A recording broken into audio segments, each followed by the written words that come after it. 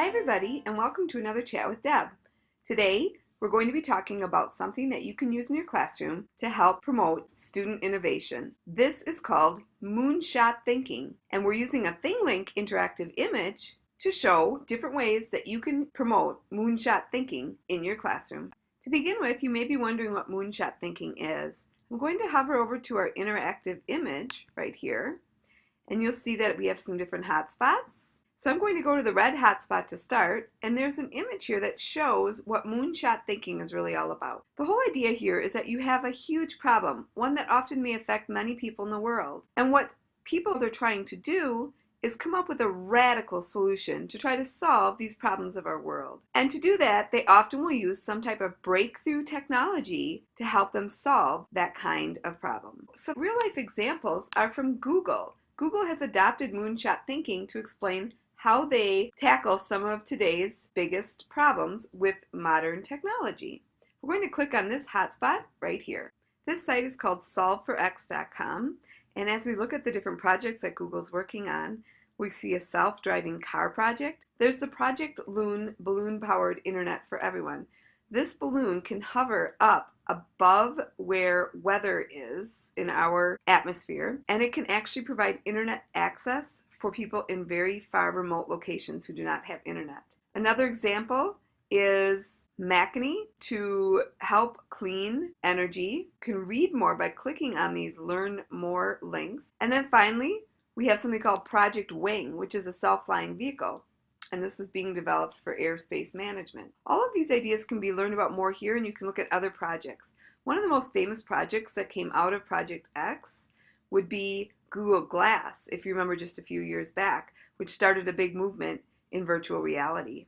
So now that you've seen some real-life examples from Google, let's take a look at some examples of what we can do to promote moonshot thinking in our classroom. One of the ways we can promote moonshot thinking is to allow students the ability to just wonder, discover, and think about things that are hard to explain. A great way to do this is to use the site wonderopolis.org. You can explore wonders. As we scroll down here, you can see they ask it in the form of a question. How old is Barbie? Are debit cards and credit cards the same? What is a sundog? And when you click on these wonders often will have a video. Sometimes they'll have an explanation.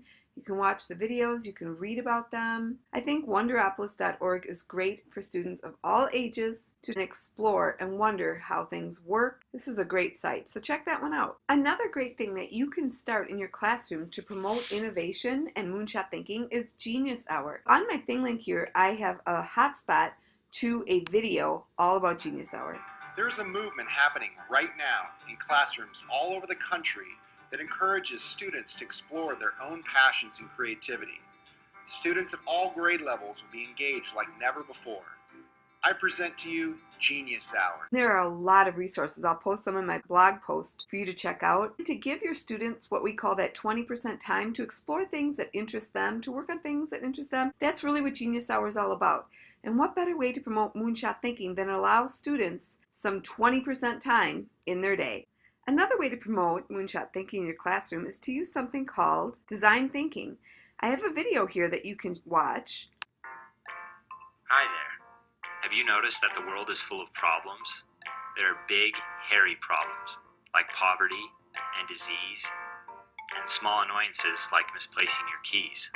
However, the geniuses at Stanford have come up with a process that will broaden your perspective and help you create better solutions no matter the type of problem.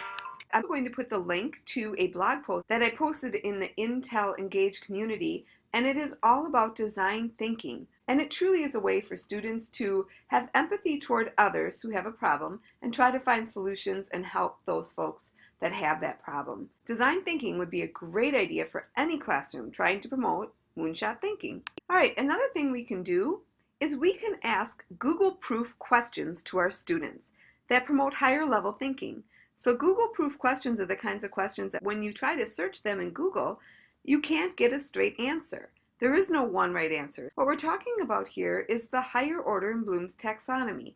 We want questions where students have to evaluate and analyze in order to get the answers. A great example of moonshot thinking in today's world is augmented reality. One of the things we can do with augmented reality is allow students to look through a VR viewer, such as Google Cardboard. This is an example of what you might view in Google Cardboard. It's a 3D image in 360 degrees, including being able to look down as well as up, and this is very similar to what a student might see if they were looking in Google Cardboard. But this is actually an example of what's coming out soon from ThingLink. ThingLink is the tool I'm using for today's chat with Deb, and you're able to put these little hotspots where you can actually click and images open up, or perhaps a video might open up, or perhaps some text might open up.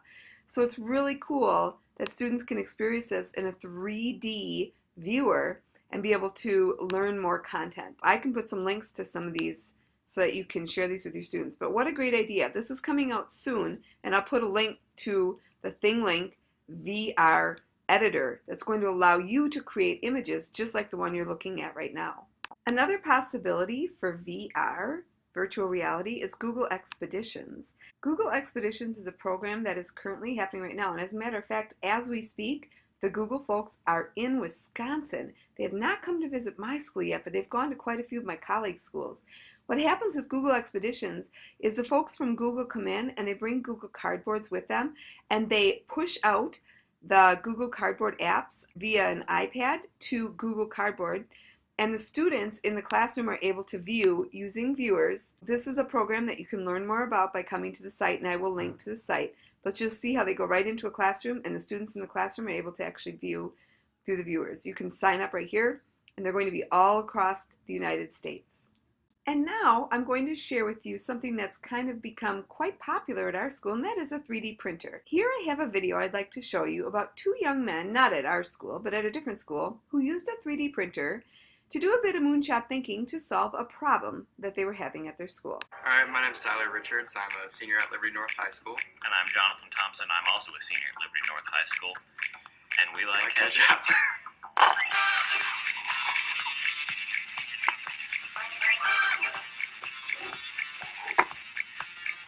Both spent about a week sketching up ideas in our notebooks. I designed this in our computer-assisted design software, and then sent it to Tyler, who formatted it, and we 3D printed it.